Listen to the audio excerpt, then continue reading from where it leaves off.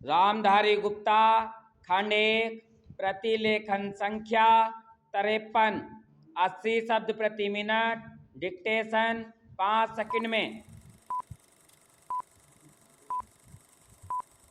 Start. महोदय, हम सभी इस बात के शिकार हो जाते हैं कि अपने दलगत स्वार्थ में आकर गलत काम कर बैठते हैं।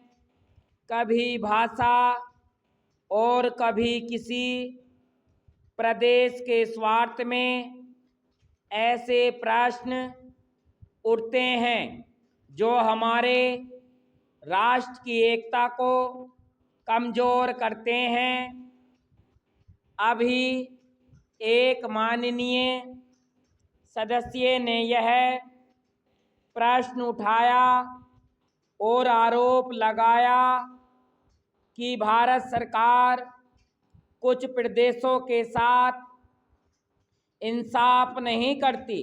भारत सरकार कुछ प्रदेशों के प्रति पक्षपातपूर्ण नीति अपनाती है।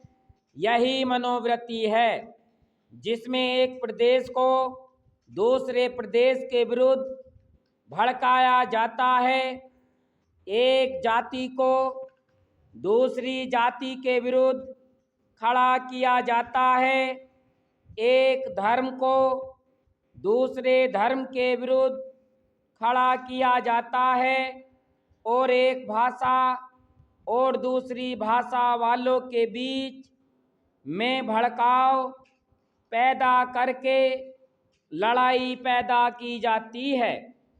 यही मनोवृत्ति है जिसको हमारे विरोधी दल के बहुत से लोग भड़काकर पैदा करते हैं। उनकी अपनी गलत नीतियों के कारण विशाल दृष्टिकोण नहीं होता है और वे ऐसे प्रश्नों को उभारकर अपना स्वार्थ सिद्ध करते हैं। स्पष्ट है कि ऐसे समस्त प्रश्नों का परिणाम हमेशा बुरा होता है। इसलिए मैं सभी राजनीतिक पार्टियों के नेताओं से अपील करना चाहूँगा कि जो प्रश्न हमारे देश के सामने हैं और जिन पर हम सबको चिंता हो रही है तथा जिनका हल निकालने की हम कोशिश करते हैं, उन तमाम प्रश्नों के ऊपर हम ठंडे दिल से विचार करें। श्री वाजपेयी ने एक अच्छी बात कही।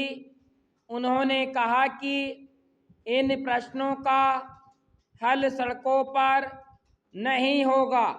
मैं भी उनसे इस बात में सहमत हूँ कि इन प्रश्नों का हल प्रजातांत्रिक ढंग से ढूंढने का प्रयत्न करना चाहिए। हमें इनका हल प्रजातांत्रिक व्यवस्था के अंदर करना होगा। सड़कों के ऊपर इन प्रश्नों का हल नहीं हो सकता है। राजस्थान के अंदर जो अकाल पड़ा हुआ है और लोग मर रहे हैं, उसकी तरफ चिंता नहीं हो रही है। अब राजस्थान में जो संकट है और इस तरह के जो दूसरे प्रश्न हैं, उन पर हम लोग एक साथ बैठकर गंभीरता से विचार करें और उनका हल तलाश करें। खाली इस तरह से आरोप लगाने से और उपदेश देने से काम नहीं चलेगा। इस देश के अंदर बंगाल में बाढ़ से जनता पीड़ित हो रही थी और उसको अनाज, कपड़ा और जीवन की रोजमर्रा की आवश्यक सामग्री भेजने भेजने की कोशिश हो रही थी। स्टॉप।